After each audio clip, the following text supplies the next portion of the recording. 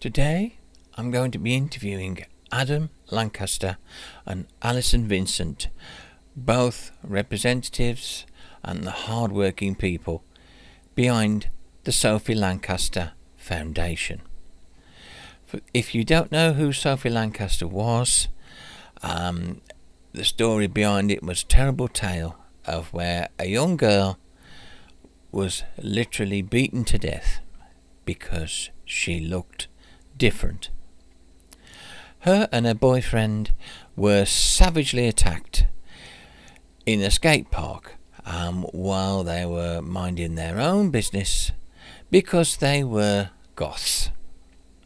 This senseless violence proves that intolerance throughout the world hurts many.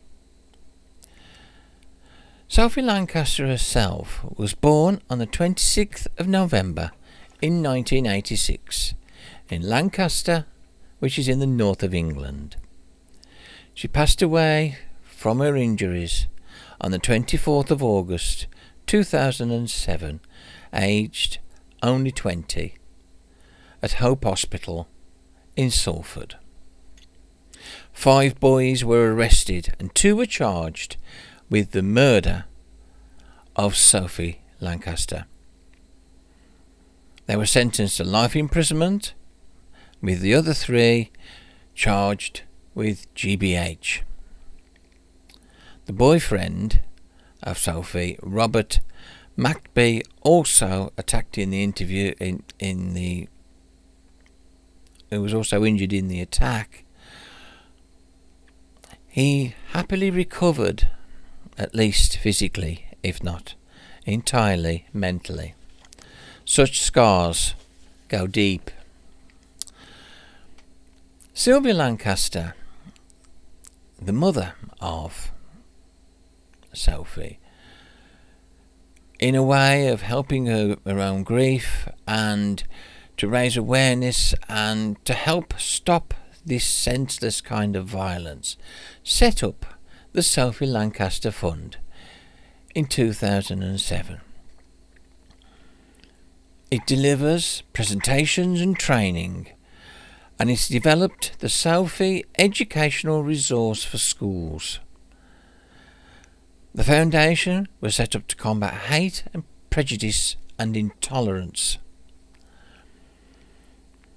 Sadly, Sylvia Lancaster passed away on the 12th of April 2022, just one day after the release of one of Sophie's attackers, Ryan Herbert.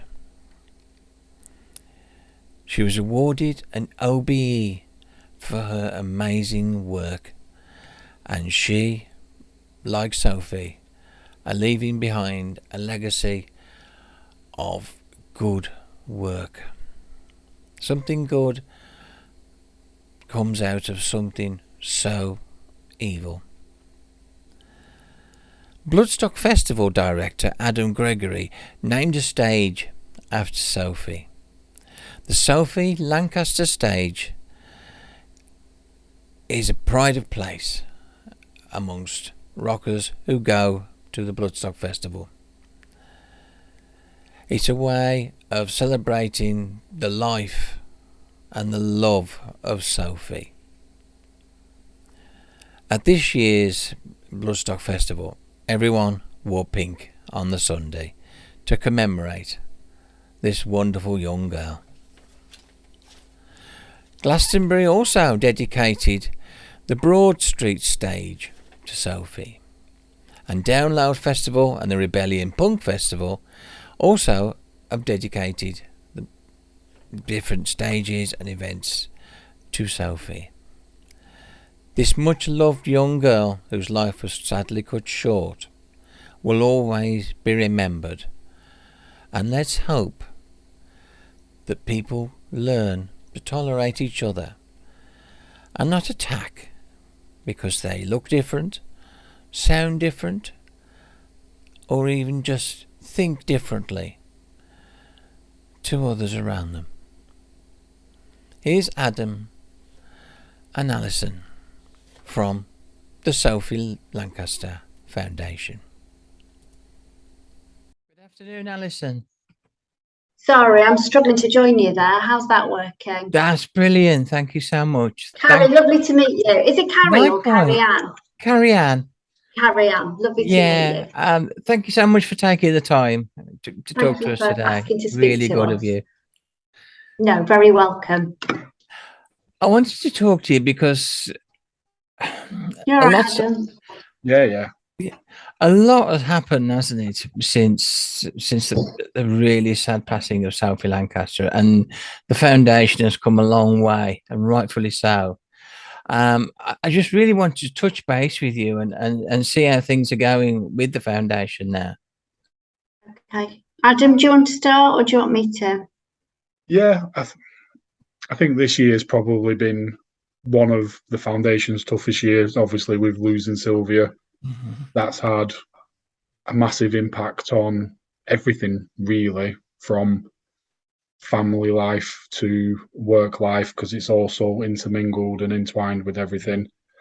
From that, we're going to carry on doing what we've been doing. We've this year, due to I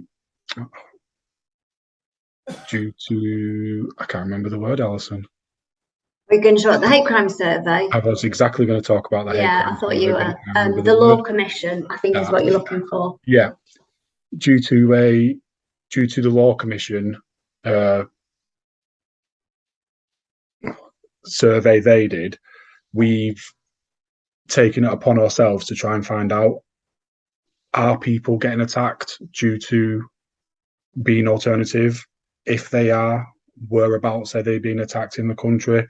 Do they report it? If they do report it, do they feel that they get a good service from the police? If they don't report it, why don't they report it? Because unfortunately, hate crime, not just for alternative subcultures, but for every strand, is massively underreported for a huge variety of reasons. Like Sophie and Rob, for instance, they were attacked quite a few times, and it was reported a couple of times, and it would be hit and miss, really, rather if police came out to take a statement or whether they didn't. So I think after 3 or 4 times, I don't think they bothered to report it anymore. And it was a similar story for family and friends as well of ours who've been attacked and whatnot. So we decided to do this hate crime survey to get the stats, and once we know what the stats say, see what we can do with it from there, really. It's a brilliant thing you're doing. Absolutely brilliant. Out of something so tragic and so violent, to come out with something positive and something that will hopefully help others. Yeah, I think sort of like you're alluding at the beginning. I mean, the whole start of the foundation did come from tragedy. It came from this really dark, awful place.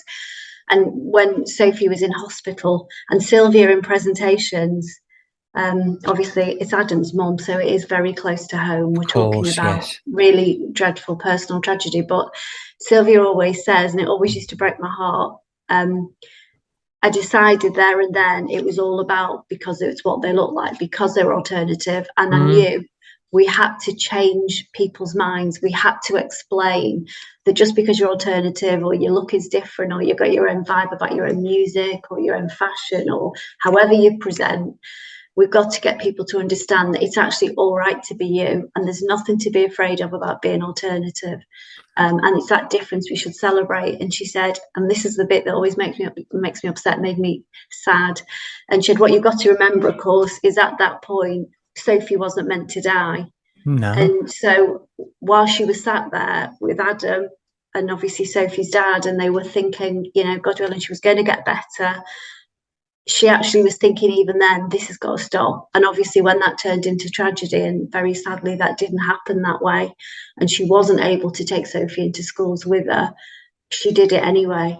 She absolutely had the courage to think something's got to change, and she turned that around. So yeah, like Adam's saying, in the wake of losing her, in a funny way, because she had some ill health for a couple of years. The really great thing about the foundation is we were already rolling with everything. We were already doing all of the work. So the loss is huge because she's Sophie's mom. She was our chief exec. She's Adam's mom. You know, the loss is enormous.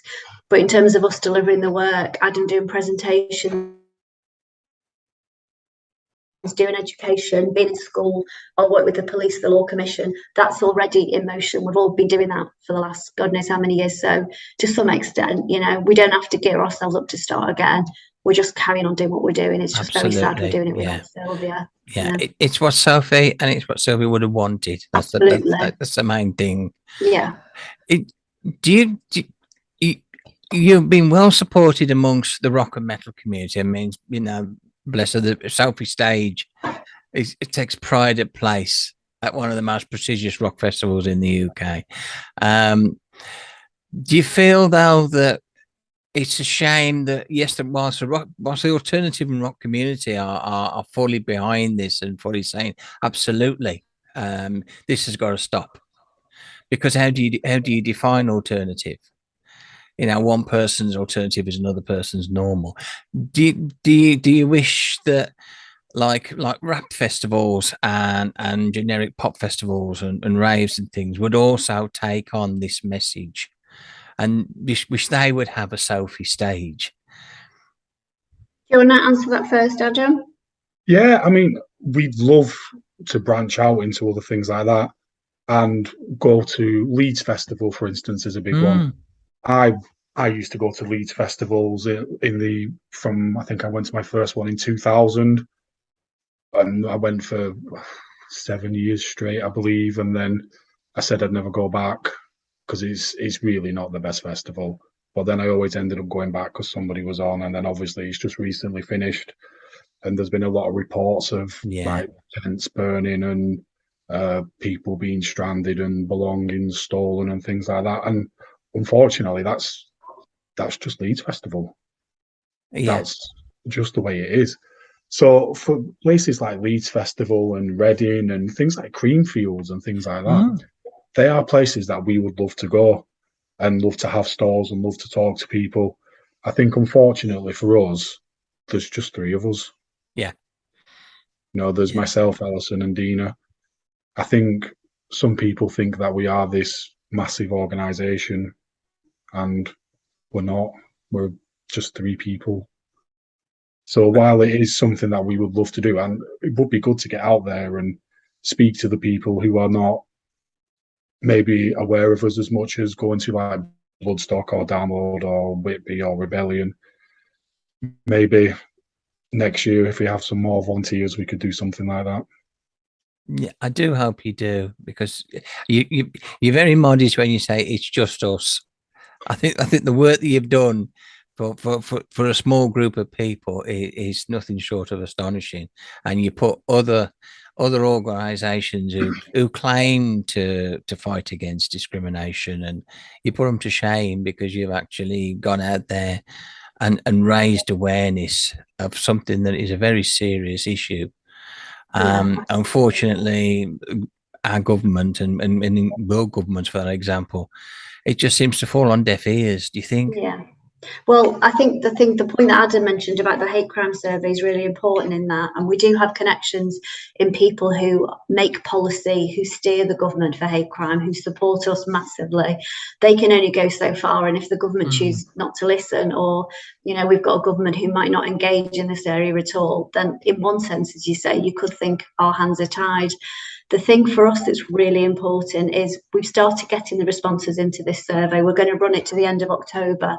If anyone wants to go to our website, sophielancasterfoundation.com, go on there, click on the link on hate crime, and there's actually a questionnaire. They can access it that way.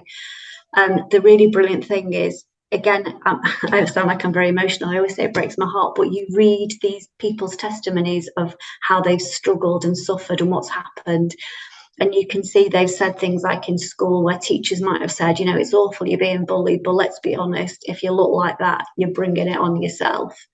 You read what people have said after they've reported it to the police sometimes, and the response from the police. They've had issues, at work, or issues at home with housing associations. And you read that information, you read what people are saying, and regardless of whatever government does or doesn't do, we can use every bit of that information to inform every conversation we have. When we go into schools, our conversation isn't just with other kids about saying about it's okay to be yourself and people aren't weird, they're just different, and isn't that great, and trying to open those conversations up. Our conversations can also be with the head and with the senior leadership team. It can be with the staff, because if staff aren't looking at those kids in the right way, again, they're not giving them the support, and they're looking Absolutely. as if it's their own fault. Again, when we talk to the police, if we have that honest human experience of how hard it is when people don't take it seriously, again, we can inform all of those conversations to try and make sure our training for the police includes all that data, and they really understand the implications when they don't take those things seriously. So every bit of information we get will, in one way or another, make a difference, regardless if the law isn't changed, because it's absolutely, we will fight for those people, to get those gatekeepers, those people in power who maybe aren't doing enough. We can hopefully try and get them to listen. And Sylvia always used to say when we went out, if we go out and we change one person's mind today, we've done our job. Because if that's a person is a teacher who actually supports kids when they're being bullied, or maybe doesn't support kids when they're being bullied, if you can actually make that penny drop about being different and actually make them look differently at the whole issue, then we might really help someone in the future. So, none of that information is wasted, and we never believe when people say it'll never change and nothing's ever going to happen. We don't accept that, because there are some big things that don't happen as quickly as we'd like them to, but things happen every day you go out, every single day, and if it's one kid whose life is better, actually, that's really important. Of course it is. Really important. And what people have to realise as well, I attended like an inclusive discussion group a few years ago now, and that was essentially focusing on people with disabilities and how they can be more included in everyday activities. And this elderly couple stood up and stormed off and mumbling that we don't have to listen to this left wing crap sort of thing. And this guy in a wheelchair stopped them dead in the tracks, and he said, just remember, at the moment they're picking on the disabled, one day they'll pick on you. Yeah, absolutely. I went on a training course many years ago, and again, it was a disability awareness thing, and again, the speaker was one of those really powerful people who turned around and said, you're all looking at me because you've all come on this training course, because you've got to come on this course run by this disabled person. But what I want to let you know is this isn't an inclusive group, and any day, any one of you might be in this group too. And I think that's also a really important point. As soon as we other people, we think we're some protected enclave that this doesn't actually matter to.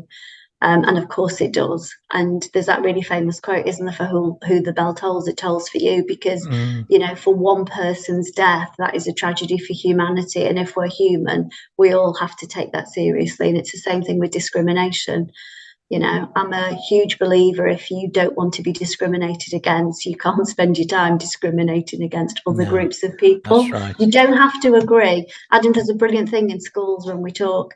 Don't want to take the words out of your mouth, Adam, but when he talks about you don't have to agree with what other people think, you don't have to like their music, you don't have to like their food, but you've got every right to live your life and be happy, and let them do the same.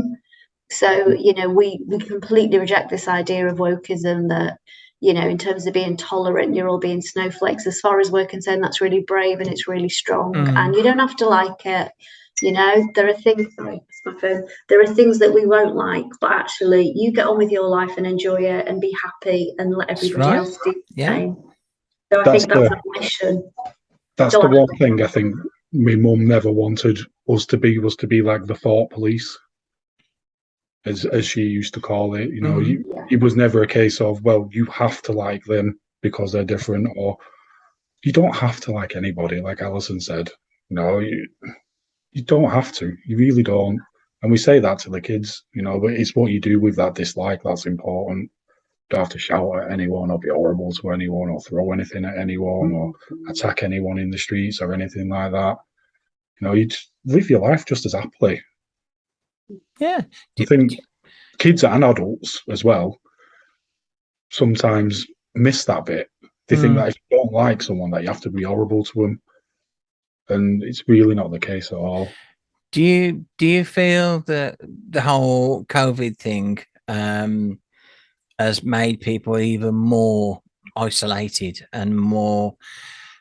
Everybody was sort of trained to see everybody else as a threat, and now it's become really difficult to get people to see each other again as just we're just all just human beings. Do you think it has done some damage? Should I wade in first, Adam? I think there's so many complexities. Brilliant question. So many layers to that. One of the things I would say, you know, there's lots of hate crime. The hate crime increase absolutely spiked during lockdown. Obviously, Asian communities suffered huge backlashes as well. But I think also any community who's a minority often can suffer a backlash when people are unhappy, or, you know, when the economy's suffering. That often happens. People sort of respond. I think the act of lockdown did cause a lot of loneliness. I also think there's a lot of people who completely ignored it from the beginning. And, you know, then again, that caused divisiveness, where some people were thinking other people risking their life because they were being too cavalier. So I think we're in a very divided world as to how you take any of these factors. I suppose it takes time when there is an illness that is causing some people severe problems. You understand their reticence about getting involved. You sort of think it's great that there's so many more online things than there ever used to be, and people can find connections in a way they couldn't. And I suppose over time, people will begin, you know, it always eases off, doesn't it? People will begin to lose those fears. But we were at Download and Bloodstock this year, and they were great, Adam, weren't they? Absolutely packed. Oh, we saw it, and everybody wore pink, and it was just it was beautiful. amazing, and it felt like a normal year, I have to say. I don't think, you know, by that point it felt weird. But obviously COVID is still a thing and people are still getting ill. So people have that responsibility, don't they, to still take whatever measures they feel is appropriate for them. Adam, anything else you want to say about lockdown or its effects? I think it was just hard. It was hard for everyone, wasn't it? I mean, going from living your quote unquote normal everyday life to being stuck in a house it's hard. I was all right for quite a while personally, and then I really struggled with it. Really struggled. Just missed music, to be honest. Really missed going to gigs. It's something that I do not on a weekly basis, but more often than not, quite a few times. And I struggled with it, so there must have been so many other people struggling with it. And then when lockdown was kind of coming out, a bit like Alison mentioned earlier, you had this kind of division of people who were happy to go out to gigs, and then people who weren't happy because they were still worried. I mean, I wore a mask to quite a few gigs for quite a while. And then as we started opening a bit more, and I went to the Download pilot, for instance, which was amazing. It was like the first big gig I think anyone had been to, really. I think it was 10,000 people, and it was amazing just to be kind of back where you normally are, I suppose, really. And that human connection is so important, isn't it? It's absolutely. That thing where, you know, particularly people who like music and, you know, like the scene and like the culture, to be together and enjoying that thing together. It's the thing that, you know, lots of the festivals we go to, people sort of say, I just can't wait till next year before they've even left. It's, you know, it's their thing that keeps them going. It's the same in Whitby. Really powerful. Yeah, we hope everyone's doing well. That's the main thing. Look after yourselves. Yeah. And look after each other, and you know, let's hope people are doing well. Do you think there is an element? If this comes across as pious, total apologies, but maybe the camaraderie and connection that the alternative and the goth scene and the metal scene and the rock scene have with each other, that incredible bond that we all have. Do you think maybe people who are not part of our world almost don't understand that connection, and I don't know, envy's not the right word, but can't tolerate it? How do you make these connections? Why aren't you isolationist? Why aren't you trying to pick flies everybody? Am I making any sense? I have a good friend, and he's not a fan of music. He really just doesn't care.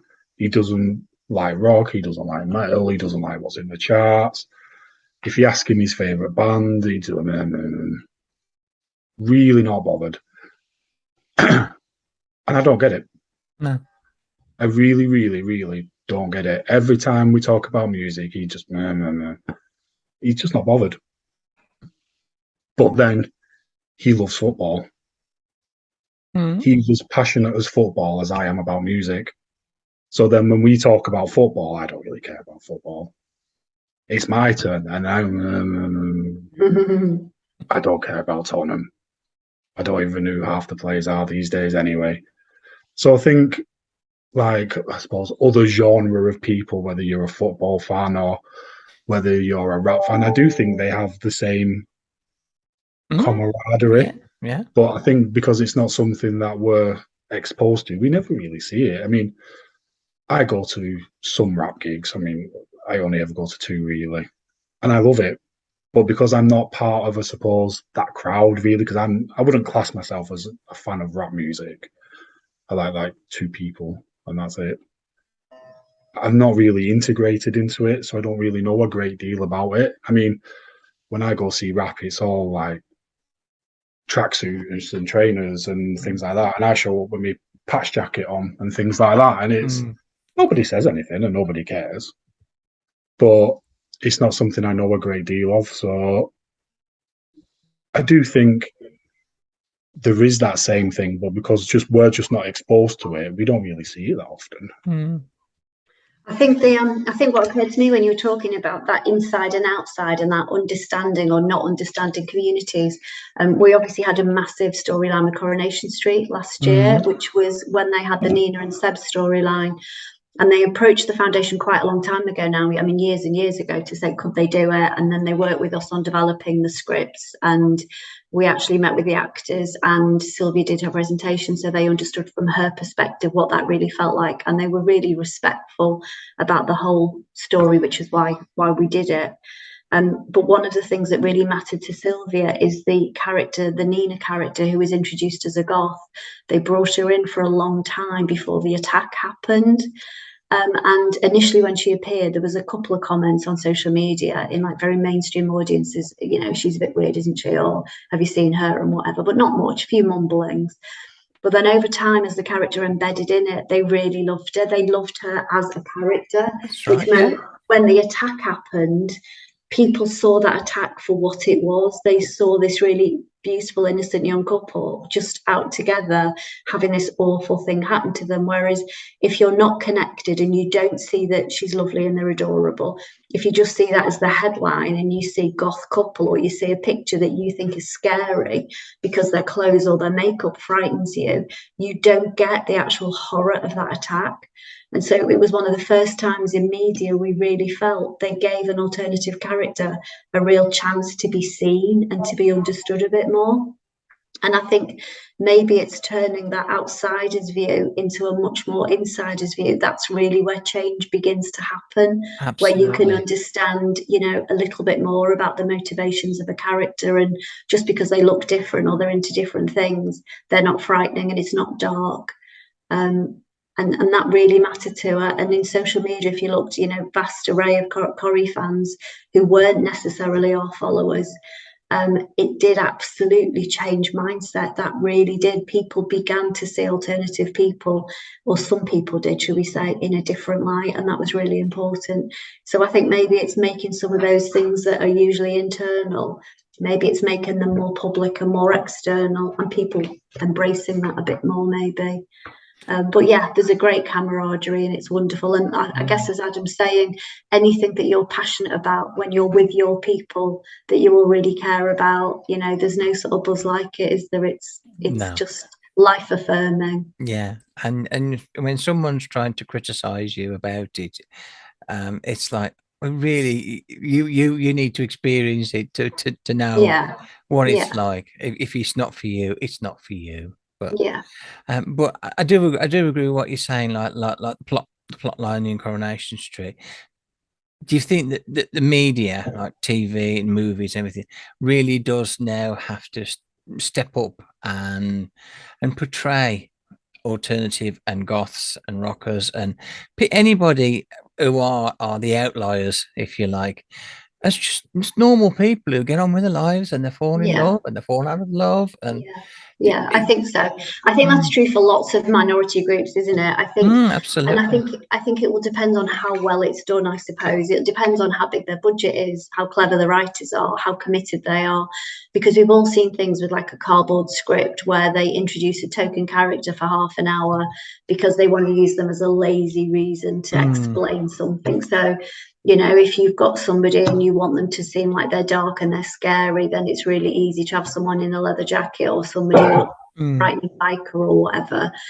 And so I suppose to some extent that will always continue because you will always get those shows. But I think there's a lot of audiences now who demand better. We know better than that now. So I don't think we should be settling for it, you know. And that is the stereotypes do harm, you know, they are the root of how people treat people. You know, it's not just something you can say is flippant and doesn't matter. It does matter because it affects how other people, you know, do business with them, whether they assume that you're the one who is the instigator of a fight or whether they assume you are the one who, I don't know, has got no morals. It affects how you're treated and it affects your experience of life. So it absolutely matters. Absolutely. Anything you wanted to add, Adam? I don't want to.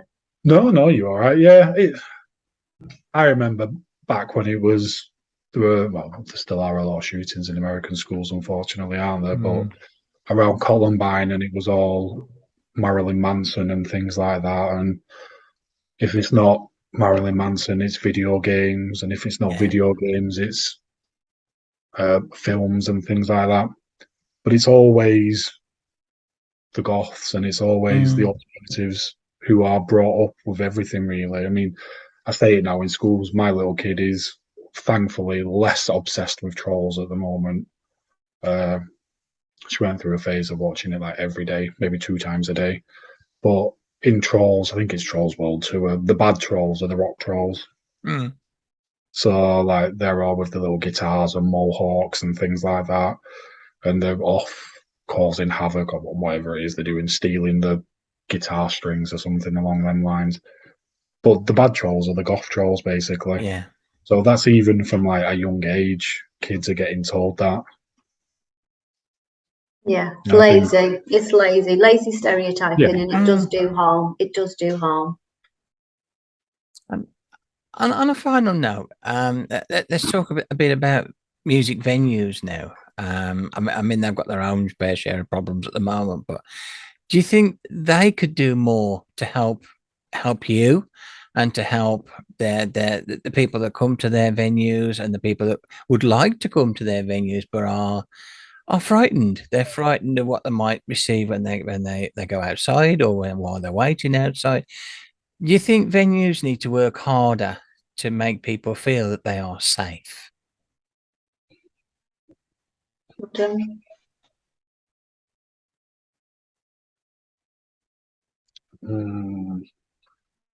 I think this is a tough one because I go to a lot of different venues, mostly in Manchester, but up and down the country. And I say this as I'm 6'4" and 20 stone. I've never really felt unsafe, but I have spoken to people who have for a variety of reasons, whether they think their drink has been spiked or whether they've been touched inappropriately. Unfortunately, is a regular occurrence, sadly. When this has happened, the venues that I have been in have taken appropriate action, and they've either been reported to the police and thrown out, But I do think every venue could do more. I think every venue could have like a safe word, for instance, that if you're in trouble, you can ask for, or whatever drink it is, and they offer you help, for instance. You see it in some venues now, but not nearly enough. I think some venues should have safe spaces as well. I think some venues should have better disabled access. Some venues don't have any. No. Which is sad, because obviously if you need disabled access, you're not going to be going to see a band, are you? That's right. So I think while venues have come a long way, I do think there still is a lot to do. But I think, unfortunately, a lot of it boils down to money, doesn't it, really? It does, yes. But it also So, boils down to the people who run the venues. If some things don't cost anything at all. no. Yeah, absolutely. It's about the mindset of what you're trying to deliver for your audience, isn't it?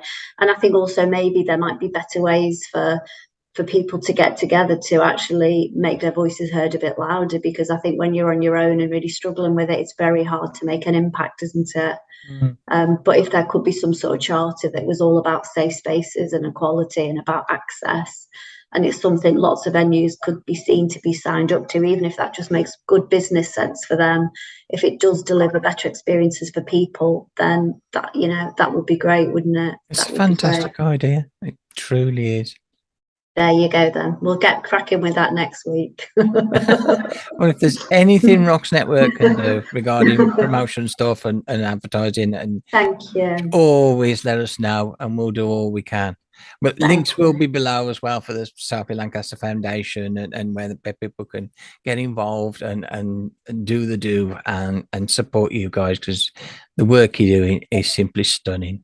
Thank you so much, both, for your time. It's been lovely to speak to you. Thank you for and asking. you. Thank you. Bye. Take care. Thank you. Bye. Bye-bye. Bye.